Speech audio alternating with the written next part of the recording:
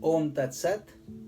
My humble prostrations to the all-pervading Brahman or God, to my worshipful Guruji, Swami Jyotirmayananji Maharaj, to sage Narada and all the other sages and saints, and to each of you divine soul watching today's satsang.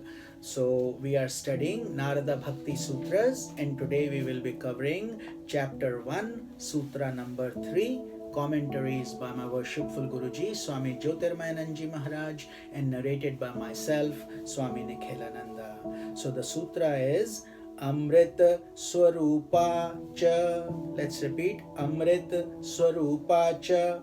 Meaning is, and it is the embodiment of nectar. So continuing from sutra number 2 that we had covered, that it is the nature of supreme love is in the divine self. It continues and says, not only, what does that mean? That means it's like nectar, it's like amrita. Amrita is not this nectar that we are used to in the world, but the nectar that if you drink you never die, you become immortal. That kind of nectar, that bliss. So Amrita literally means deathless and suggests many shades of the meaning. But Amrita is nectar, the mass of sweetness that gives immortality. So this divine love, it is of the nature of unalloyed bliss and also refers to the state of liberation. That is the potentiality of this. The depth. The movement towards God is a process of increasing satisfaction, peace, and bliss. So you start from this, but then your joy continues to go on and increasing, and therefore there is this technical term we use. It's called bhuma. Bhuma in Sanatan Dharma means something that keeps on expanding in giving you joy and happiness, and it never constricts. All the other joys of the world, as we all know, are temporary. They start and then they end, and then there is misery followed by prosperity followed by adversity, and we keep on yo-yoing in this whole life. Whereas if we start learning this process of bhakti properly, we are on the path of bhuma. So the movement is a process of increasing satisfaction. In the Taittiriya Upanishad, that describes God by using the term raso. Rasa means nectar or sweetness. It says raso vaisaha. Indeed, that Brahman is nectar. It confirms that. So basically different scriptures of wisdom are also authenticating the same thing that Narada ji is trying to, Sage Narada is trying to give us through devotion. It is by attaining this nectar that one becomes joyous. If this bliss did not exist in the heart, who would have breathed? Who would have lived? It is the nectar that is the giver of delight. So all the auspiciousness and happiness and joy you experience, even the joy during your sleep when you are so relaxed, all that's coming from your nectar in your heart. He who has raised the nectar of or tasted the nectar of Parabhakti, supreme devotion, he gets prasad. Prasad is a holy offering, sacrament.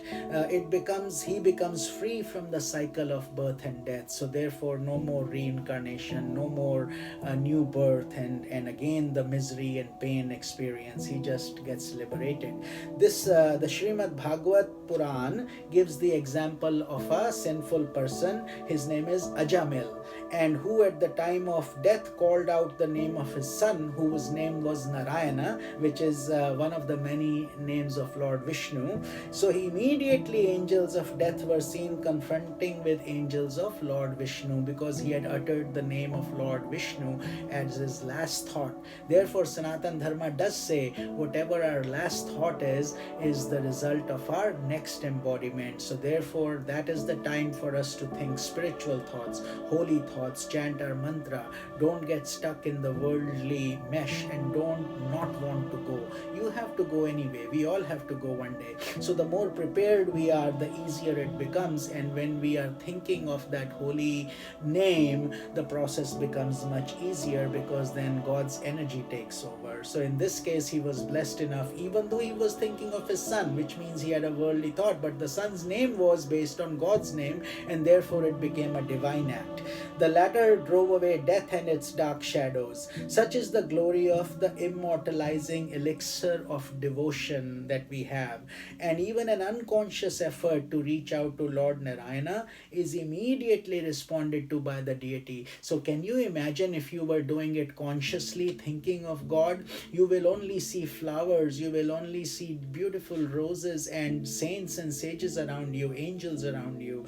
But if you are full of fear and afraid and caught into the mires of meshes of attachments to the family members or others, and you don't want to go and you are being dragged, that's when the process becomes very complex and painful. So we should avoid that, and while we are healthy, while we have a good body, a good mind, a good thought, we should invest this time. Just like you invest your money very carefully, you should invest your time very carefully in applying this towards these holy thoughts, because this is the true wealth that you get to take with you.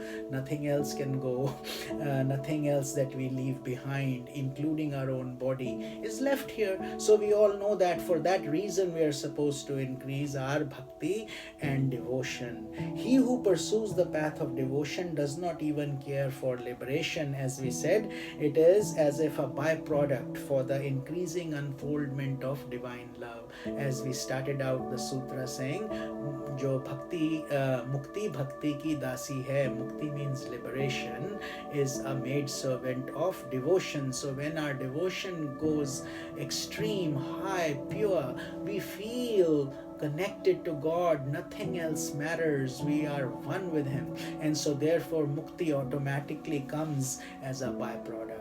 I hope you're enjoying the depth of these sutras, and we thank and prostrate to Sage Narada and to our Guru, and I will see you in tomorrow's satsang, where we will be covering sutra number 4. Om Tat Sat.